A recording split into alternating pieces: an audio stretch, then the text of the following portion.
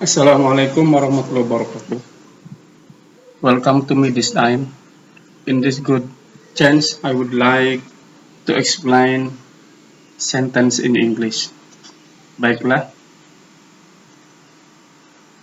siswa-siswi sekalian, pada kesempatan yang berbahagia ini, saya ingin menjelaskan terkait dengan sentence. This explanation is for the 10th grade. Penjelasan ini saya khususkan untuk kelas 10 at SMA AN Tuan Cibuaya, di SMA 1 Cibuaya. Baiklah, anak-anakku sekalian, mari perhatikan apa yang disebut dengan sentence. Sentence is divided to the first verbal sentence, the second nominal sentence. Sentence itu terbagi dua. Yang pertama itu verbal sentence, yang kedua nominal sentence. Verbal sentence adalah kalimat yang mengandung kata kerja utama atau disebut ordinary verb. Ordinary verb adalah kata kerja yang terletak setelah subjek dan sebelum objek, yang fungsinya sebagai predikat kalimat. Dalam bahasa Inggris dikenal dengan verb 1, verb 2, verb 3, dan verb ing. Sentence yang kedua disebut nominal sentence.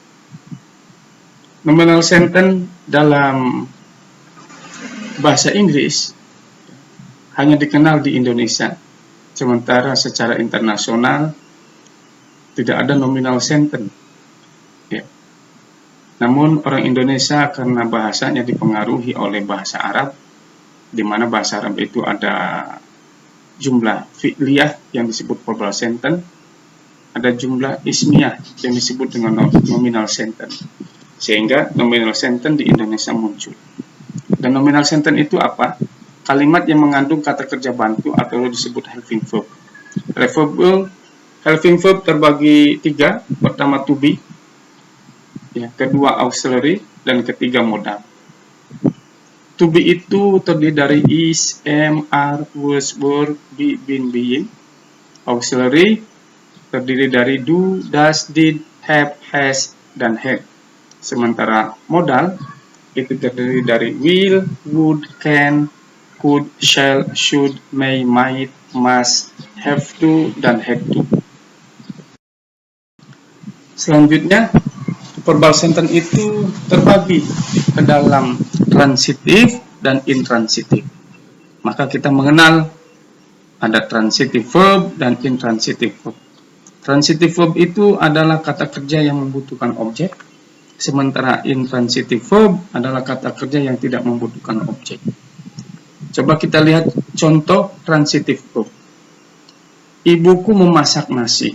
Ibuku subjek, memasak verb atau predikat, nasi objek. Maka kalimat itu ya mengandung objek dan objeknya adalah nasi.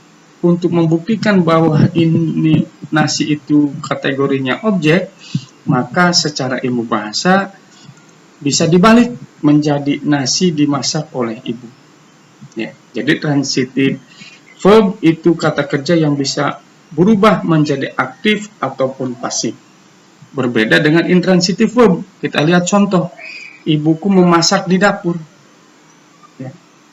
Menjadi di dapur, ibuku memasak. Nah, ketika di dapur itu diletakkan di awal kalimat, maka kata kerja memasak tidak berubah. Karena posisi di dapur adalah sebagai adverb atau keterangan tempat. Ya, jadi, intransitive verb itu kata kerjanya tidak berubah, tapi posisi adverb atau keterangan bisa diletakkan di depan maupun di belakang kalimat. Selanjutnya, yang bisa dibagi adalah transitive verb. Ya, transitive verb bisa dibagi ke kalimat aktif maupun ke kalimat pasif. Dalam bahasa Inggris kita mengenal active voice dan passive voice. Active voice adalah kata kerja yang mengandung arti me atau ber dalam bahasa Indonesia. Kita buat contoh, ibu memasak nasi dan adik bermain bola. Kata memasak dan bermain adalah kata yang diawali me atau ber dan diikuti oleh objek. Maka dalam bahasa Indonesia kata yang ditandai atau diawali oleh awalan me atau ber disebutnya aktif. Sedangkan pasif adalah kata kerja yang mengandung arti di atau ter. Ya, contoh tadi dalam aktif ibu memasak nasi dan adik bermain bola bisa kita balik ya menjadi kalimat pasif. Nasi dimasak oleh ibu dan bola dimainkan oleh adik. Jadi, setiap kalimat yang mengandung kata kerja pasif bisa dirubah ke kata kerja aktif dan sebaliknya. Kalau kita lihat dalam sentence hierarki, ya, sentence itu terbagi dua. Pertama verbal, kedua nominal, kemudian verbal terbagi dua. Pertama transitif, kedua intransitif, dan transitif terbagi dua. Pertama aktif dan kedua pasif. Ya. Demikian penjelasan terkait sentence. I think that's all. May it can be used by all students at SMAN 1 Cibuaya. Assalamualaikum warahmatullahi wabarakatuh.